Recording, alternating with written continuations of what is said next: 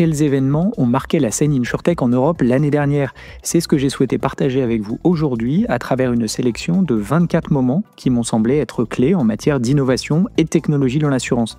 Au-delà des startups ou des grands groupes mentionnés, l'idée est aussi d'évoquer les tendances qu'elles illustrent ou de mettre en évidence les questions que je me pose sur telle ou telle opportunité de marché. Pour compléter cette sélection, évidemment, n'hésitez pas à indiquer dans les commentaires ou sur les réseaux quels ont été, selon vous, les faits marquants de l'année passée.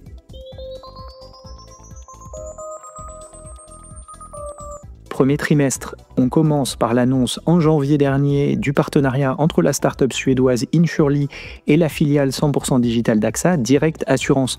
Pour rappel, la start-up Insurely est positionnée depuis son lancement en 2018 sur la thématique de l'open assurance. Notons qu'avec la réglementation FIDA qui avance petit à petit au sein des institutions européennes, la thématique d'open assurance pourrait faire les gros titres cette année à nouveau. Toujours est-il qu'il s'agissait là du premier contrat signé par la start-up avec un acteur français. Toujours en janvier dernier, c'était Enveloppe Risque, start-up positionnée sur la cyberassurance, avec un positionnement données et quantification du risque assumé. Elle annonçait avoir lancé son propre véhicule de réassurance via le Lloyds. La démarche était d'autant plus intéressante que la capacité d'assurance est un enjeu majeur pour cette ligne de métier qui, au dire même de certains acteurs en place, a vocation à devenir significative, mais reste limitée à date en raison d'une trop grande méconnaissance du risque cyber, justement.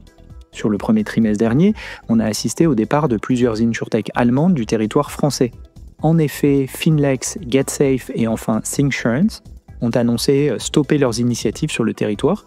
Ce mouvement, loin d'être une surprise, souligne une nouvelle fois, il me semble, le défi que constitue la croissance géographique entre la France et l'Allemagne, et ce, quelle que soit la direction. On a en effet bon nombre d'exemples d'insurtech françaises qui se sont aussi cassés les dents en essayant de conquérir le marché allemand. On revient sur la thématique de la cyberassurance avec Cobel, acteur américain qui fait d'ailleurs office d'exemple pour bon nombre d'insurtech européennes sur la thématique, avec un mélange d'outils de cybersécurité, de portail de distribution pour les courtiers et agents et de police d'assurance cyber pour compléter. Cobel annonçait en janvier dernier son arrivée sur le marché anglais. En février, c'est le réassureur Munich Re qui annonçait le lancement d'une équipe dédiée à l'assurance paramétrique en lien avec les risques climatiques et plus largement les catastrophes naturelles. En mars, l'insurtech allemande Clark, qui est d'ailleurs aussi l'une des 8 licornes européennes, annonçait avoir été rentable pour la première fois de son histoire. À date, c'est d'ailleurs la seule licorne à avoir communiqué sur sa rentabilité. À voir, dis donc, si d'autres le feront dans l'année, alors que l'enjeu de la croissance rentable a pris le pas sur la croissance à tout prix qui a dirigé l'écosystème startup jusqu'en 2022. Toujours en mars de l'année dernière, Aon annonçait l'acquisition de la technologie développée par la startup Human AI, qui avait annoncé ses difficultés quelques semaines plus tôt. Pour rappel, la start-up anglaise s'était positionnée sur la thématique de l'assurance de flotte auto et avait levé plus de 17 millions de pounds depuis son lancement.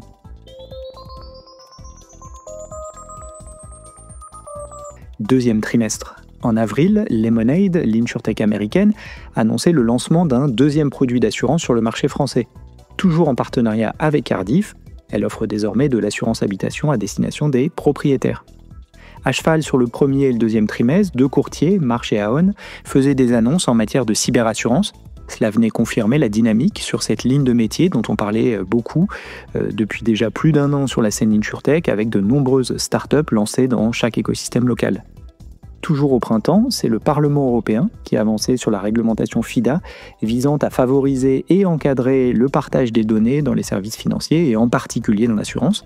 Rappelons-nous que cette thématique fut initiée en janvier 2021 par un appel à réflexion et opinion de EIOPA, le régulateur de l'assurance en Europe.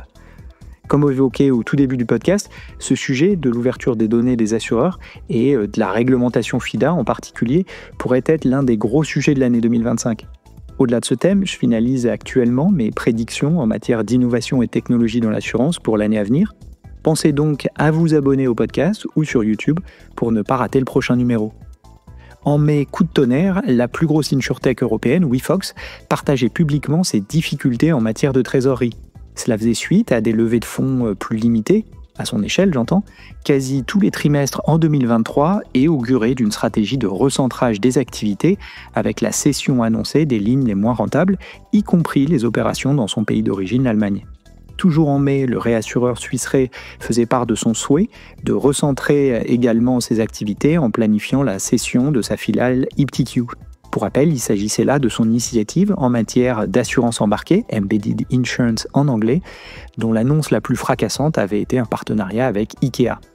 En juin, la licorne française Alan, positionnée sur l'assurance santé, annonçait avoir remporté un premier appel d'offres auprès d'un ministère français. Cela me semblait être une annonce emblématique dans son parcours, comme une preuve de crédibilité et de sérieux, le client n'étant plus seulement une start-up, mais l'État lui-même. Toujours en juin, Flock annonçait un partenariat avec Admiral. La start-up anglaise spécialisée dans l'assurance auto de flotte présentait l'annonce comme un partenariat stratégique tourné vers la notion de télématique et assurance connectée.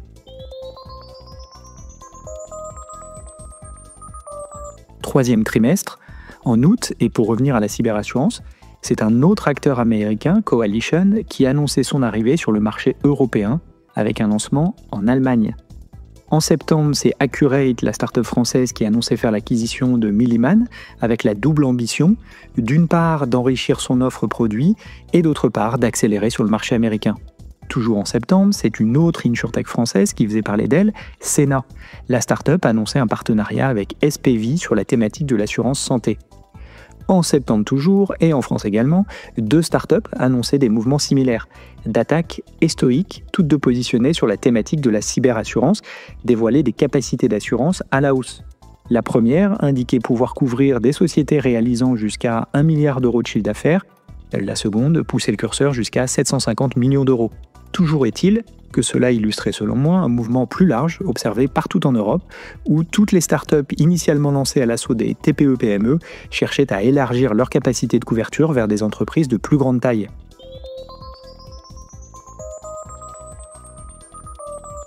Quatrième trimestre. En novembre, Allianz Direct annonçait le rachat de Friday, la start-up lancée par l'assurance suisse Baloise sur l'assurance auto en Allemagne et l'assurance habitation en France. Notons qu'Allianz Direct avait aussi racheté l'insurtech française Luco en début d'année. Elle confirme ici son appétit d'expansion et d'acquisition, d'autant qu'elle annoncera ensuite avoir racheté une partie des activités DeepTQ dont nous avons parlé précédemment.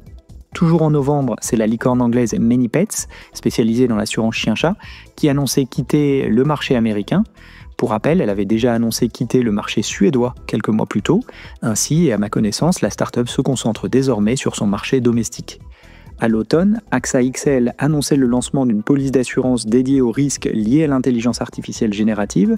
Si ces technologies sont clairement parmi les plus discutées, toutes industries confondues depuis 2 ans, il s'agit là d'une première initiative formelle d'un acteur historique, alors que quelques insurtech explorent cette thématique, des risques en lien avec l'émergence des technologies d'IA. Tout au long de l'année, une tendance ne s'est pas démentie, les changements de CEO. En effet, ce sont pas moins de 10 insurtech qui ont annoncé sur les réseaux un mouvement à leur tête, l'un des cofondateurs devenant chairman usuellement. Ainsi, ManyPets, WeFogged, Write-in-Them, Besurance, Clark, NeoDigital, Syncsurance, Tractable, Cover et Insurama ont de nouveaux dirigeants en place. Comme j'avais eu l'occasion de l'indiquer dans un précédent épisode, cela reflète à mon sens plusieurs tendances. D'une part, le changement de marché, passer d'une croissance à tout prix à une croissance rentable. D'autre part, cela est un mouvement naturel chez les entreprises qui grossissent, les défis au lancement n'étant pas les mêmes que pour une structure de plusieurs dizaines, parfois même centaines de salariés.